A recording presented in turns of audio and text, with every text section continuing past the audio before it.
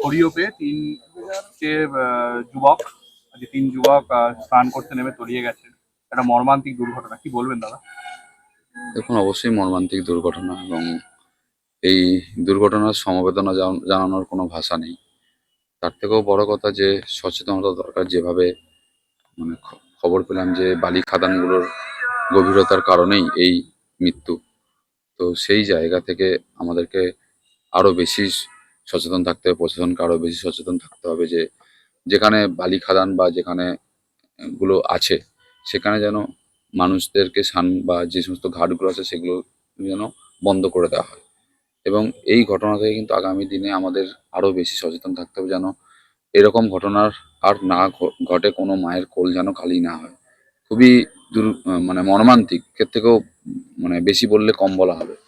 কারণ যাদের বয়স মাত্র 16-17, কেউ মাধ্যমিক উচ্চ মাধ্যমিক দিয়েছে, পরীক্ষা দেবে, কেউ জাস্ট দিয়েছে, তো সেই জায়গা থেকে এই মৃত্যু সত্যি মেনে নেওয়া যায় না। যাদের সঙ্গে আমার ভোটের নির্বাচনের সময়ও দেখা হয়েছে, কথা হয়েছে, তো তাদেরকে এই অবস্থা দেখে আমার মুখে সত্যি কোনো ভাষা নেই।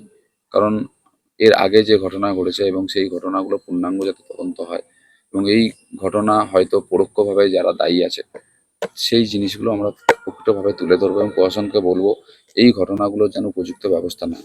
কারণ যে ঘাটগুলো, কারণ দামোদর জুড়ে যে এই বালি খাদান যেগুলো আছে, বালি খাদান বা অবৈধ বালি খাদান না, কিন্তু যে বালি খাদানগুলো তৈরি হয়েছে বা যেগুলো খনন করা হয়েছে, সেই খনন কাজের আশেপাশে যে ঘাটগুলো যেন ইমিডিয়েট বন্ধ করা হয়, সেটা আমি পুলিশ প্রশাসন দু তরফ থেকে পুরো করবো। এবং কাল থেকেই যেন আমরা সেটা শুরু করি।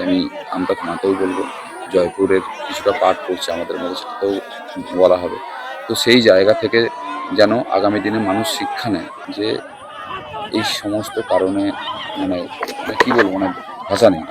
তবে আমাদের আরো বেশি যারা আছি, এই দায়িত্ব নিয়েছি, তো এই ঘটনা যাতে আগামী দিনে না ঘটে, এখান থেকে আমাদেরকে শিক্ষা নিতে হবে। স্থানীয় মানুষ একটা অভিযোগ করছে যে দীর্ঘদিন ধরে বালি তোলার ফলে ওখানে একটা বিশাল বড় গ্যাপ তৈরি হয়েছে, এবং সেই গ্যাপ থেকে এই দুর্ঘটনা প্রাথমিকভাবে অনুমান করা হচ্ছে।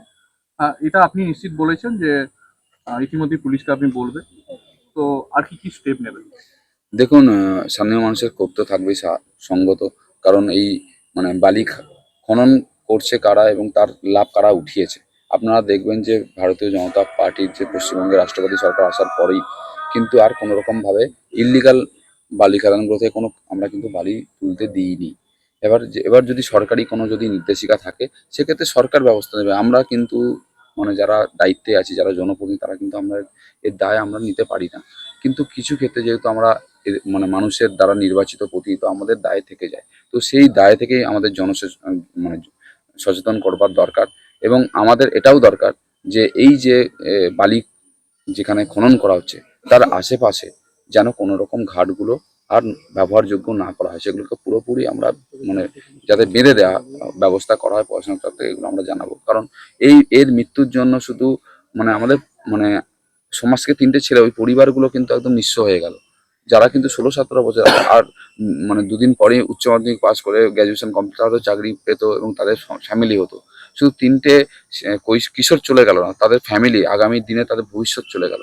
এইভাবে ভাবতে হবে, আমাদের ম্যান পাওয়ার কমে গেল।